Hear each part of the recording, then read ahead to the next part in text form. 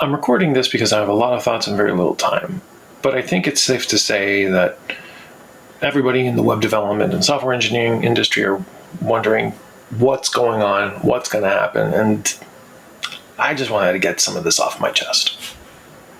AI tools being everywhere means it's now easier to code websites and applications of all kinds. With all the good and bad that these tools bring, it also means that we've hit a new inflection point, an abstraction on top of the already towering shoulders of the giants that came before us. I've been working in this industry as a web developer for about 10 years now. When I got started, I learned my HCJs just like the rest of us, HTML, CSS, and JavaScript.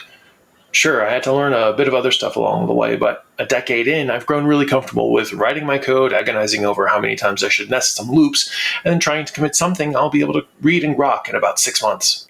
Then around 2023, the AI arrived, and everything started changing. Chatbots, and then harnesses, and then orchestrators. Through hype and hustle, it feels like new paradigms arrived overnight. Sure, they're just roided out versions of the machine learning principles that the industry's been messing with since before I started, but let's ignore that for now. As an engineer with my particular proclivities when it comes to writing code and wanting to know how every little bit will tick before I talk, I've become that space captain meme, the one where you're trying to choose between the two buttons.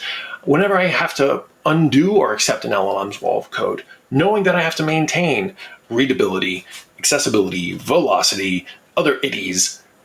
And yeah, I'm aware that there are strategies that help with that, but I'm a dad. I've got things to do beyond playing around with my agent. Our relationship hasn't gotten that far yet. Something scary that some people have suggested is that we no longer need to understand what was written at all, just that it was written and that it works.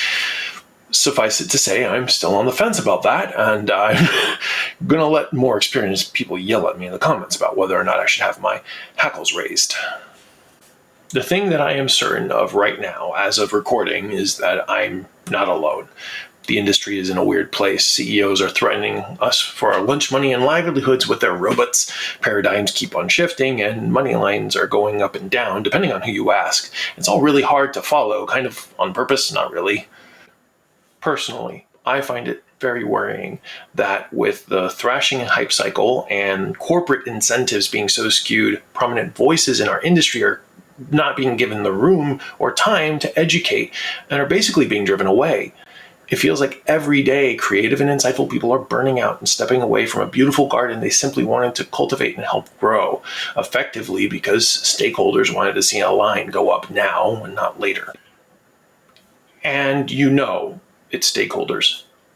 The companies that were once proponents of the open web are now fighting to keep investors happy.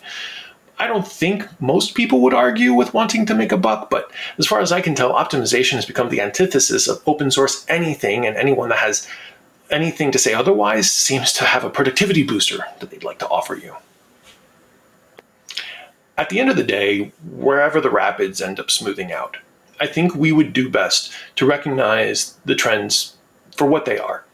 They're another abstraction in an industry already built on top of abstractions. Remember the giants I mentioned earlier?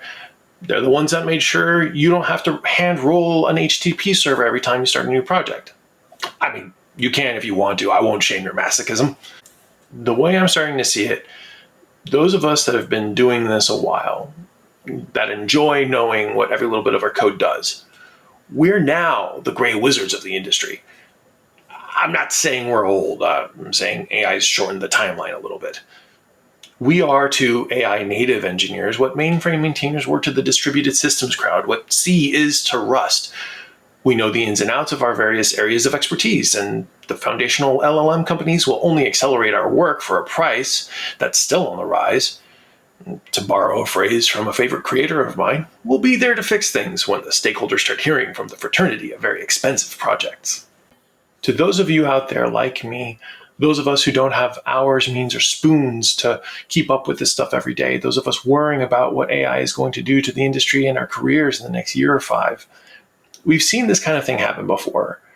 And being an engineer does mean being a constant student. We learned new tools, languages, frameworks. We can learn this too. And I simply offer that we don't need to worry that much or panic. We're not behind the 8 ball. We're just not on that bleeding edge, and that's okay. Let's figure out how we can move through these rough waters together.